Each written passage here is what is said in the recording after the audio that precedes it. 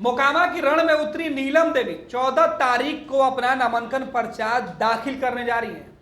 सुबह 9 बजे नीलम निकल पड़ेंगी मोकामा में आरजेडी उम्मीदवार के तौर पर अपना नामांकन पर्चा भरने के लिए।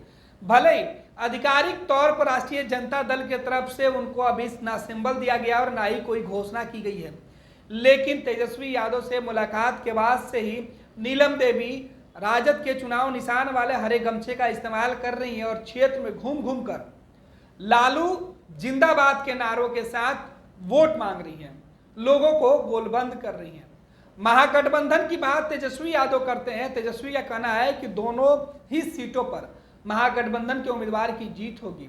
इस बीच नीलम देवी की तरफ से यह जो सूचना है वो निकल के सामने आई है कि 14 अक्टूबर को नीलम देवी अपना नामांकन पर्चा दाखिल करेंगी। जाहिर सी बात है कि मोकामा के रण में दमखम दिखाने का मौका होगा।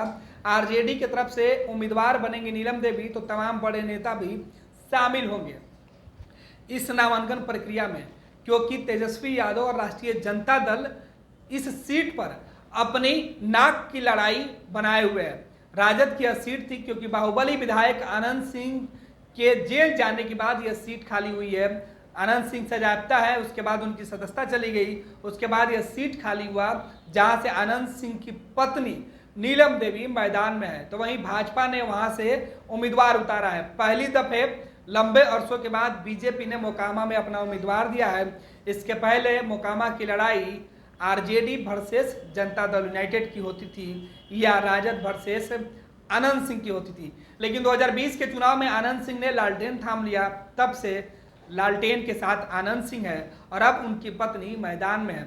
हालांकि नीलम देवी के साथ जो लोग चल रहे हैं वो लगातार इस बात की नाराबाजी कर रहे हैं, जो नारा मोकामा में गूंज रहा है कि नीलम देवी जिंदाबाद, छोटे सरकार जिंदाबाद, लालू तेजस्वी, राष्ट्रीय जनता दल जिंदाबाद।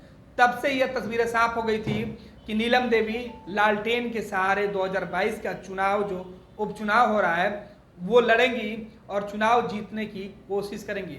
हालांकि जो मोकामा का स्थिति है पिछले कई सालों से, कई चुनाव से उस पर आनंद सिंह का वर्चस्व कायम रहा है। मोकामा के रण में आनंद सिंह का जो बोलबाला है वो काफ़ी लंबे अरसे से चला आ रहा है। कहा जाता है कि आनंद सिंह कई बार पार्टी से तो कई बार निर्दलीय भी चुनाव लड़कर जीत चुके हैं। अनंत सिंह जेल में रहे या जेल से बाहर रहे, मोकामा के चुनाव में अनंत जो चाहते हैं वही होता है। इस बार उनकी पत्नी राष्ट्रीय जनता दल से उम्मीदवार बनी है। हालांकि आधिकारिक घोषणा नहीं हुई है, लेकिन नीलम देवी ने तय कर लिया है कि 14 तारीख को वो अपना नामांकन पर्चा भर के ही चुनाव के मैदान में जो पहले से उतरी हुई है उसे अब अमली जामा पहनाया जाएगा।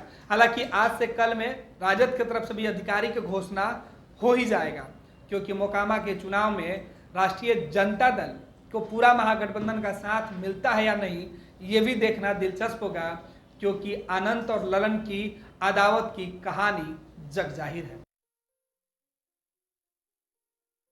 ये लो मुंह मीठा करो, आज मैंने अपना जॉब छोड़ दिया, अब हम पूर्णिया वापस जाएंगे। जॉब छोड़ दिया है? मतलब ये घर कैसे चलेगा? हम करेंगे क्या? और माँ बाबूजी क्या बोलेंगे? इसलिए मैं एक और मिठाई का डब्बा लाया।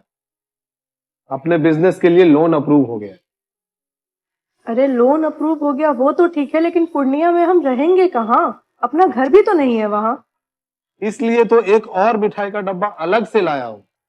हमने पूर्णिया में घर ले लिया है, पूर्णिया के ई होम्स पैनोरमा में। पूर्णिया में पैनोरमा ग्रुप लेकर आए हैं ई होम्स पैनोरमा।